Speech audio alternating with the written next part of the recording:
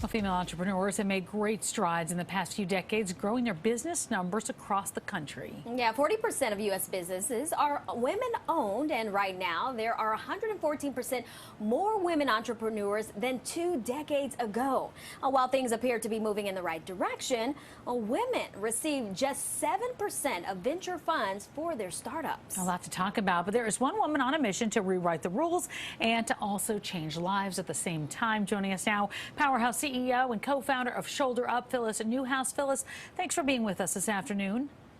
Thank you guys for having me. So why is it so important to have more women-owned businesses, especially in New York City?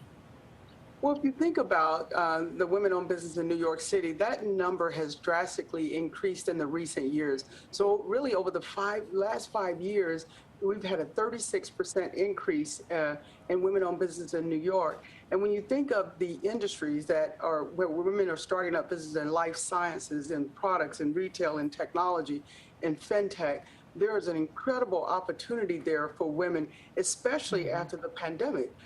When you had a lot of businesses that left the market, and there's a new opportunity to pivot into other opportunities in businesses. So as you start to see the number of women that go out and they start businesses, New York has always been a place that has led the way in terms of the amount of women that start business across the country. Okay, but Phyllis, you also say that there are some challenges. So why do you think that some women have a hard time getting their startups off the ground? Well, you know, I started my business after 22 years of leaving the U.S. military, and I started a cyber company.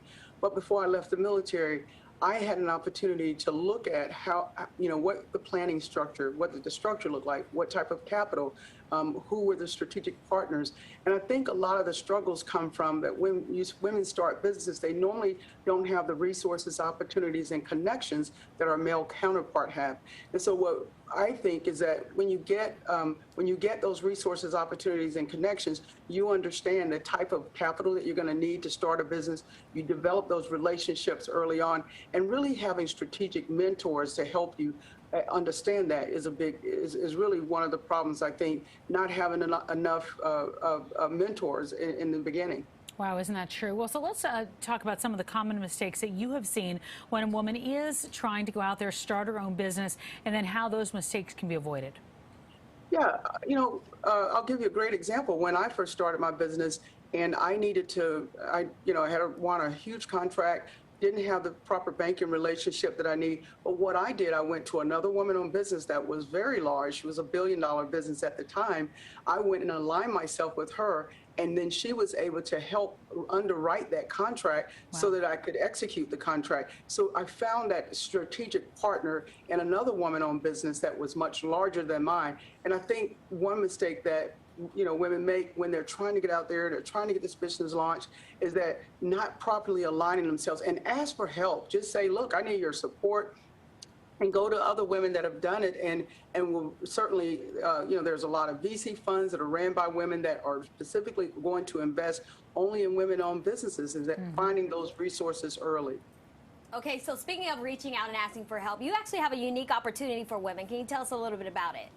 Yeah, so we're casting for a show called Women of Wall Street, and that's partnered with Inc. magazine, and we're looking for women entrepreneurs. So think of American Idol and Shark Tank all in one, where you get the opportunity to pitch your business on live TV. You'll also get an opportunity to get the exposure that you may not have been able to get. And what we hope is that you're going to see the type of businesses that are out there. This will open up the door for potential funding with VCs and also to banking relationships and other strategic partners. But more importantly, we want to give women the opportunity and empower them to know that their business matter, and that it matters not just to them and their industry, but it matters to America to see the type of businesses that are out there. So this is going to be a phenomenal show. It'll start in April of 2023. So we're casting for that show now to give women that opportunity. Yeah, what a real opportunity. So let's talk about this. Where can viewers go who say, hey, I've got an idea, that's me. Where can they go to get more information? Yeah, so we're looking at those companies that are in the startup phase, growth stage, and also late stage companies as well. So I'd say go to inc.com. The application process has already begun. So go out and get your application in. We already have a lot of women that are applying for it now. And we hope to run this for at least another 3 weeks, 3 to 4 weeks. And we hope to have a lot of women apply for the show so that we can show you the quality and the quantity of women that are out there. That's great. All right. Well, Phyllis, thank you so much for joining us today. Thank you for having me. Have a good weekend. You too.